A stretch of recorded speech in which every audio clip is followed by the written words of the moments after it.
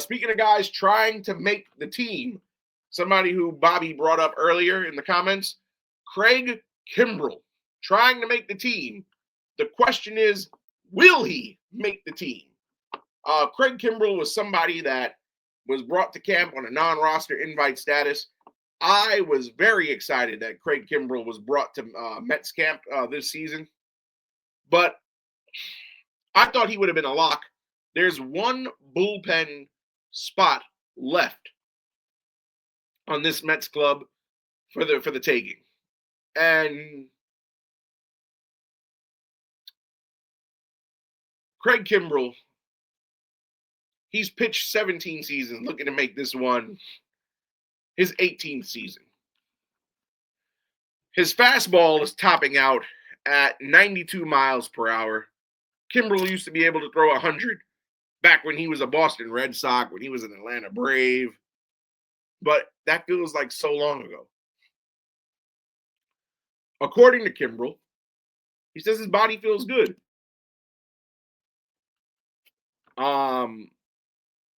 He feels like, and he's gone on to say, I quote, I wish I could show a little bit more out there velocity-wise.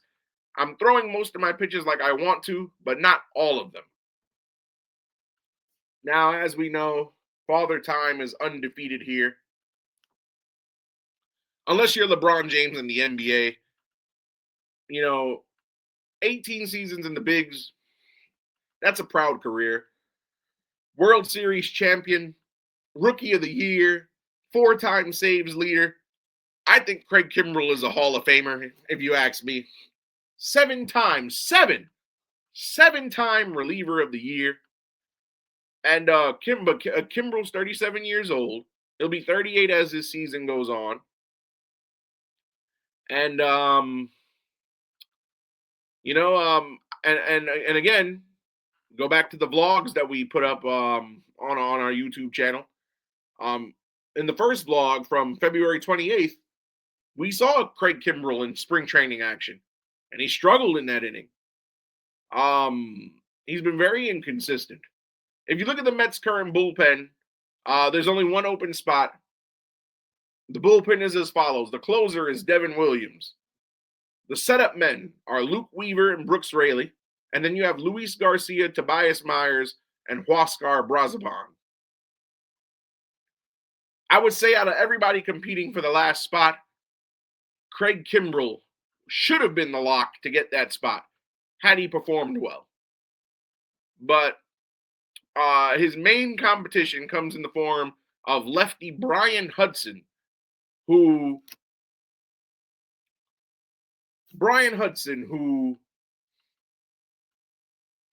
a minor leaguer, no major league experience, and he has a spring ERA of 11.57, but he has 4 strikeouts in over 2 1/3 innings in Grapefruit League action. Mets officials are very impressed with his work on the backfields, so to speak, and they're very happy with where his velocity is.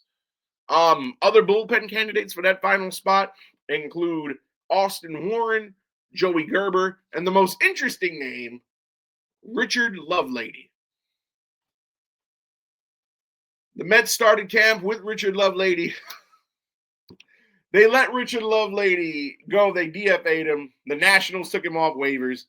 If you look back at our spring training vlogs a couple of weeks ago, the Mets were playing Washington. Richard Lovelady was on the mound. He got tattooed. And yet, he got DFA'd by the Nationals, and now the Mets,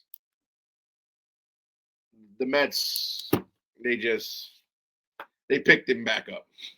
The Mets have acquired Richard Lovelady 8 times in the last 9 months. It's just comical at this point. I do not want Richard Lovelady in this rotation, but again, it's between Brian Hudson, Craig Kimbrel, Joey Gerber, who the Mets traded for with Tampa Bay. Not a lot of major league experience. He's had several cups of coffee. Austin Warren, and again, Richard Lovelady. If I'm Carlos Mendoza, I'm still picking Craig Kimbrel. So for the simple fact that this guy has seen and done it all as a reliever. 7-time reliever of the year, 4-time saves leader, Rookie of the Year, World Series champion. And even though he's inconsistent, when he's been good so far this spring, he's been good. And when he's been terrible, well, so to speak. But, I mean, Carlos Mendoza has consistently had praise for Kimbrel throughout camp.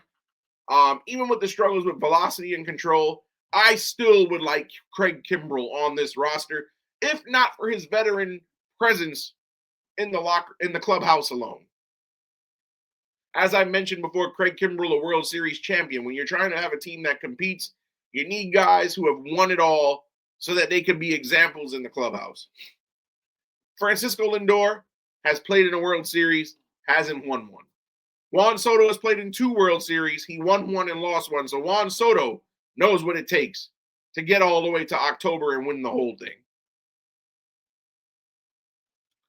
Then you have Craig Kimbrel if he makes the team, another guy with World Series championship experience. And then the rest of the roster hasn't won the whole, nobody on the rest of the team has won the whole shebang. It would be a mistake, in my opinion, to pick a Joey Gerber or to pick a Austin Warren. God forbid they pick Richard Lovelady for that final bullpen spot. Then you have the unproven kid, Brian Hudson, who, while despite liking his work ethic and having great velocity, the man's ERA in Grapefruit League action is nearing 12. That's not a guy I would want to start my season with. We look at Kimbrel. And Kimbrel so far this spring, with only a handful of games to go.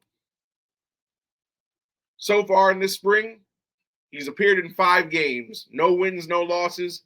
3.60 ERA, 5 innings, 2 strikeouts. Not phenomenal numbers, but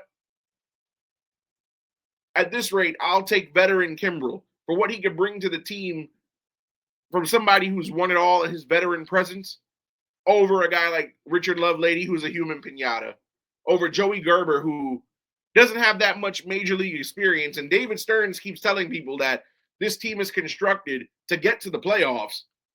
And Joey Gerber is a guy who had 2 cups of coffee 5 years apart. Austin Warren is all right, but again, if it's up to me, I'm picking Craig Kimbrel.